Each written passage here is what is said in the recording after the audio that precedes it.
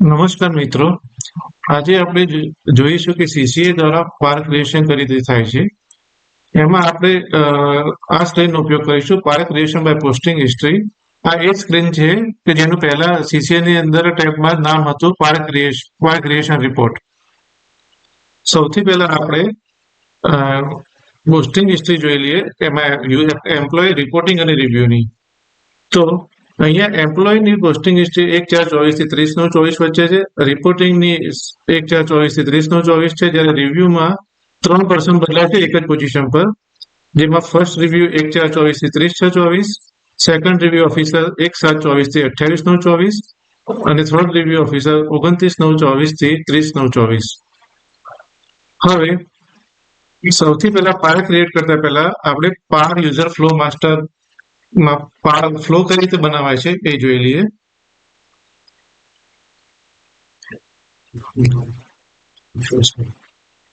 પહેલા આ facility admin side હતી મોડ્યુલ ફ્લો માસ્ટરમાં, જે આપણે સ્વિચ કરીને સીસીએ સાઇડ લાવ્યા છીએ, જેથી કરીને સીસીએ ને વારંવાર એડમિન અને સીસીએ વચ્ચે સ્વિચ ના કરવું પડે.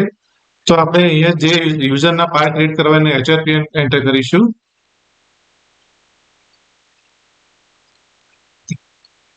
અને સર્ચ બટન દબાવીશું.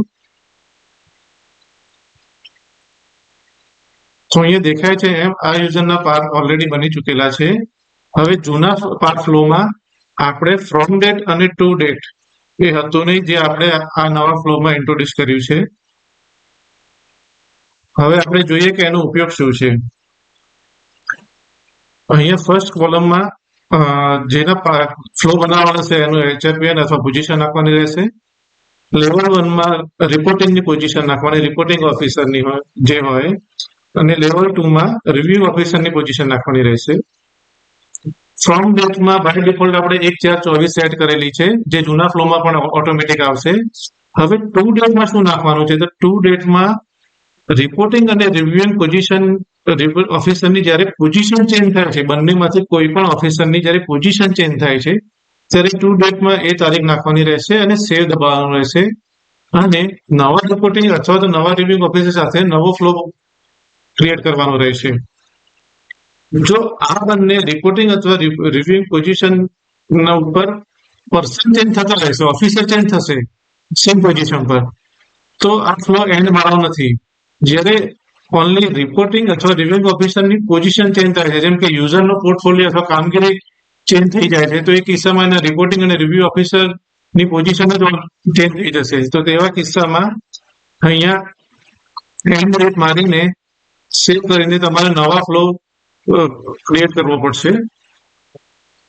હવે આમાં આપણે પાર્ટ ક્રિએટ કેવી રીતના કરીશું એ જોઈશું. તો સૌથી પહેલા part creation by posting history open કરીશું. એમાં કેડર સિલેક્ટ કરીશું.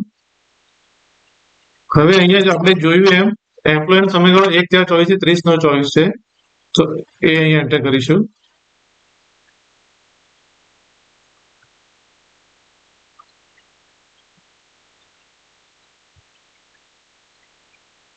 કેડર સિલેક્ટ કર્યા પછી એમ્પ્લોયનું નામ સિલેક્ટ કરીશું અને સબમિટ બટન આપીશું. તો અહીંયા message record inserted successfully automatic આવી જશે. અને અહીંયા નીચે પ્રોસેસિંગ પાર આવે છે. હવે આ પ્રોસેસિંગ પાર 2-3 સેકન્ડ લેતું હોય છે, ડિપેન્ડ્સ ઓન ધ કેટલા ટુકડા પડે છે. એમાં થોડી વાર પછી આપણે અહીં ઉપરથી રિફ્રેશ મારીશું.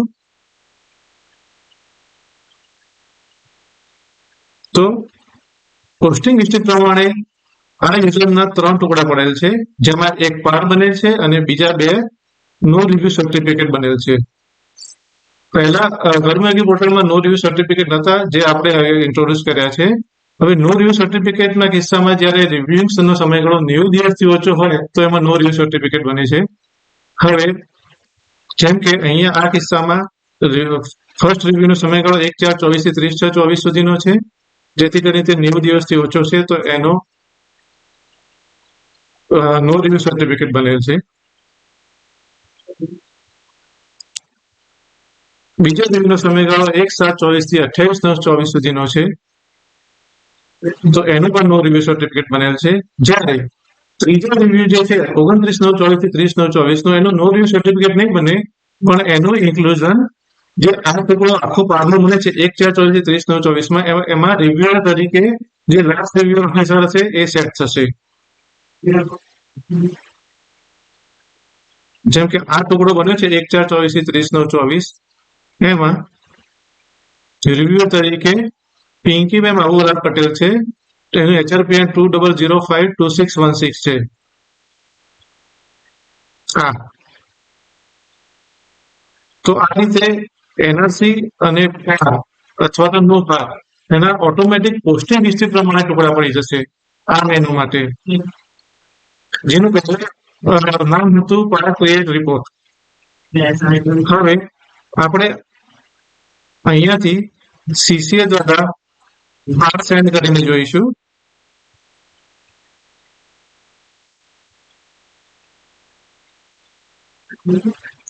તો આ પાર સેન્ડ સક્સેસફુલી થઈ ગયા છે, જે યુઝરમાં અવેલેબલ થશે સેલ્ફ એપ્રેઝલ માટે. જ્યારે સર્ટિફિકેટ માટે અહીંયાથી સર્ટિફિકેટ ઇસ્યુ કરવાનું રહેશે, જે ઇસ્યુ થતાની સાથે યુઝરના અકાઉન્ટમાં વિઝિબલ થઈ જશે. હવે આપણે યુઝર સાઇડ સ્વિચ કરીને જોઈ લઈએ.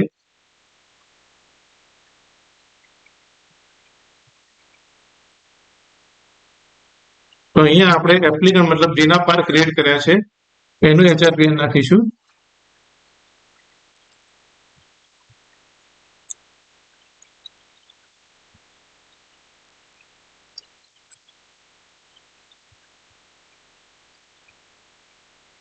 એના એમ્પ્લોય મોડ્યુલમાં પાર પર ક્લિક કરીશું. તો આ એક આપણે જે CCA માંથી સેન્ડ કર્યો હતો એ પાર અહીંથી ખુલશે. જ્યારે અહીંયા જે એક સર્ટિફિકેટ ઇસ્યુ કર્યું હતું એ અહીંયા ડાઉનલોડ બટન પરથી તમે ઓપન કરી શકશો. તો આ રીતે નો રિવ્યુ સર્ટિફિકેટ બને છે. નો રિવ્યુ સર્ટિફિકેટ જે કિસ્સામાં રિવ્યુનો સમયગાળો 90 દિવસથી કરતા ઓછો હશે એ કિસ્સામાં બનશે. જ્યારે ઓપન કરીને સેલ્ફ એપ્રેઝલ એને ઓપન કરવા માટે અવેલેબલ થઈ જશે. જેમાં એ ટેસ્ટ આપણે ઇન્ફોર્મેશન ભરી દઈએ અને આગળ પ્રોસીડ કરીએ.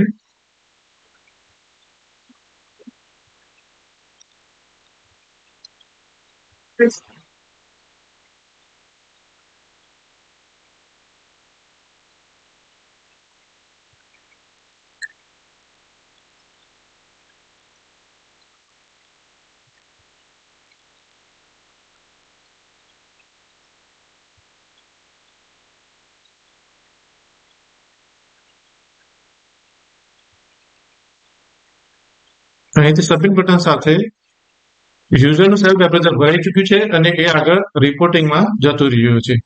તો આ રીતે CCA દ્વારા પાર કઈ રીતે ક્રિએટ થાય છે એ આપણે જોયું. હવે આપણે એમાં બીજા ટેબમાં જોઈએ કે બીજી રીતે કઈ રીતે પાર ક્રિએટ કરી શકાય. આ આપણે પોસ્ટિંગ હિસ્ટ્રી ડેટ પાર કઈ રીતે ક્રિએટ થયા છે એ આપણે જોયું. હવે આપણે જોઈએ કે મેન્યુઅલ પાર ક્રિએશન મતલબ જે પહેલા એડમિન સાઇડ પાર ક્રિએશન કન્ફિગરેશન નામની મેનુ હતું કે જેમાં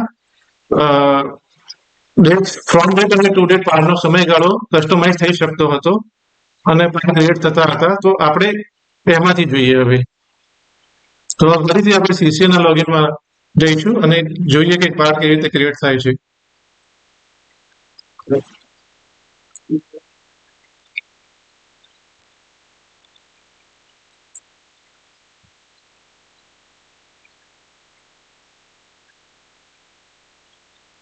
સૌથી પહેલા આપણે પાર ક્રિએશન બાય પોસ્ટિંગ હિસ્ટ્રીમાંથી આપણે હમણાં જે પાર ક્રિએટ કર્યા હતા એ ડિલીટ કરી દઈએ, જેથી કરીને નવા પાર ક્રિએટ કરી શકાય.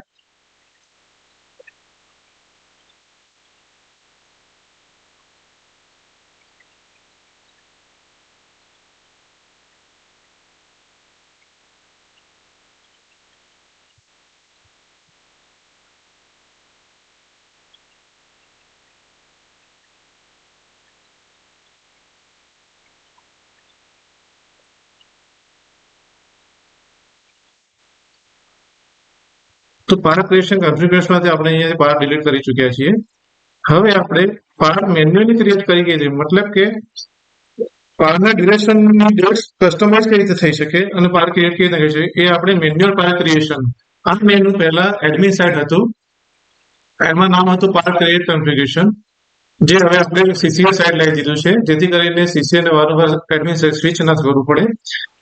તો એમાં કઈ રીતે પાર્ટ ક્રિએટ થાય છે એ જોઈએ. તેમાં સૌથી પહેલા યર સિલેક્ટ કરવાનું રહેશે, પછી જે યુઝરના પાર્ટ ક્રિએટ એનું એચઆરપીઆર નાખવાનું રહેશે, જે અહીંયા સીસીએ જે સીસીએ માંથી ક્રિએટ થશે એનું ઓટોમેટિક બાય ડિફોલ્ટ આવી જશે અને સર્ચ બટન પર ક્લિક કરવાનું રહેશે.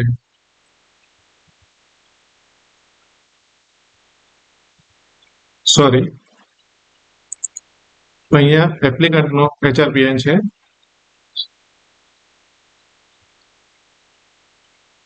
તો આ સીસીએ પાસે આ કેડરના રાઇટ્સ હશે, જેના પાર્ટ ક્રિએટ કરવાના છે એમની કેડરના રાઇટ્સ હશે. તો આ રીતે યુઝરનું નામ, પોઝિશન નામ અને કેડરનું નામ આવી જશે. પણ જો સીસીએ પાસે આ કેડરના રાઇટ્સ નહીં હોય, જેમ કે આપણે અહીંયા નાખી દઈએ બીજું એચઆરપીએન નાખીને જોઈ લઈએ.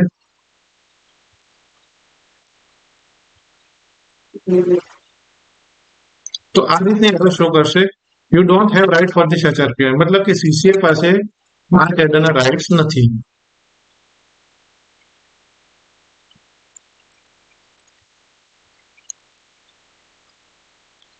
હવે આપણે પાર્ટ ક્રિએટ મેન્યુઅલ પાર્ટ ક્રિએશનમાંથી પાર્ટ ક્રિએટ કઈ રીતે થશે એ જોઈ લઈએ. અહીંથી ડેટ્સ સિલેક્ટ કરવાની રહેશે, બિગિન ડેટ અને એન્ડ ડેટ.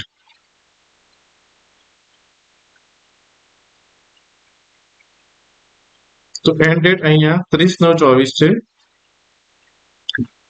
સબમિટ બટન પર ક્લિક કરતા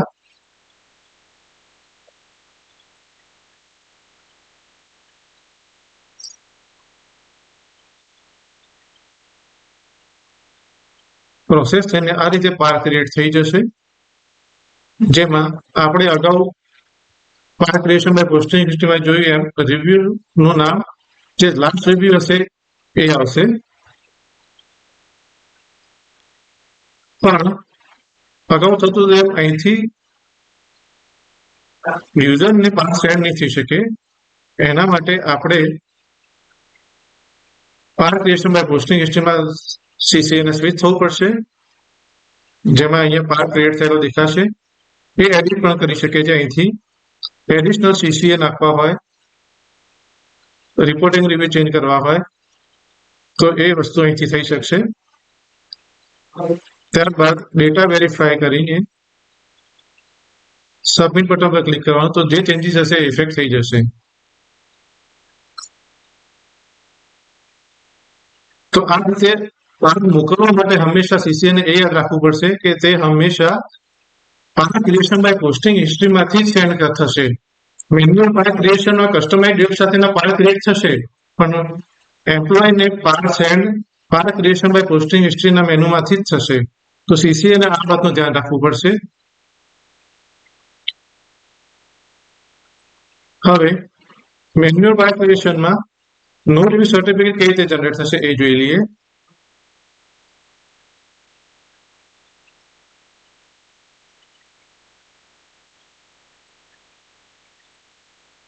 ફરીથી આપણે એપ્લિકેન્ટમાં એચઆરપીએન નાખીશું, સર્ચ મારીશું. અહીંયા આપણે એક્ઝામ્પલ તરીકે લઈએ કે નો રિવ્યુ સર્ટિફિકેટ 1/4/24 થી લઈને 30/6/24 સુધીનો લેવું છે. તો એ સમયગાળો આપણે સિલેક્ટ કરીશું 1/4/24 થી એન્ડ ડેટમાં 30/6/24.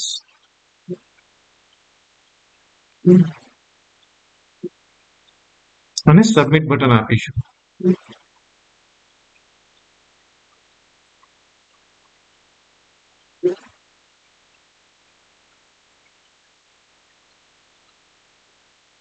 તો આફ્ટર પ્રોસેસિંગ અહીંયા જો ઇનિશિયલી નો પાસ સર્ટિફિકેટ જનરેટ થશે, જેને આપણે અગાઉ જણાવ્યું એડિટ ઓપ્શનમાં જઈને લાસ્ટમાં ટેમ્પલેટ નો રિવ્યુ સર્ટિફિકેટ સિલેક્ટ કરવું.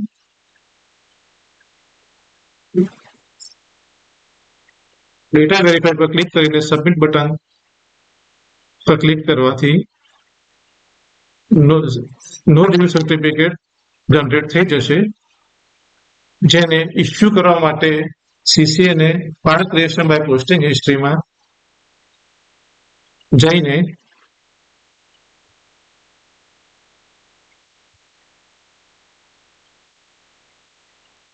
અહીંયા સર્ટિફિકેટ પર બટન પર ક્લિક કરવાથી સર્ટિફિકેટ ઇસ્યુ થઈ જશે.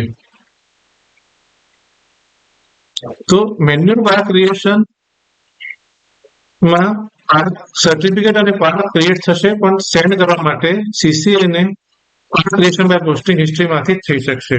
એ વાતનું ખાસ ધ્યાન રાખવું પડશે. તો આપણે આજે જોયું કે પાર્ટ ક્રિએશન કઈ બે મેનુથી થઈ શકે છે, અને પાર્ટ યુઝર ફ્લો માસ્ટરમાં વિઝન ઓફ ફ્લો કઈ રીતે ક્રિએટ થાય છે એના માટેનો એક અલગ વિડીયો બનાવેલો છે. થેન્ક્સ.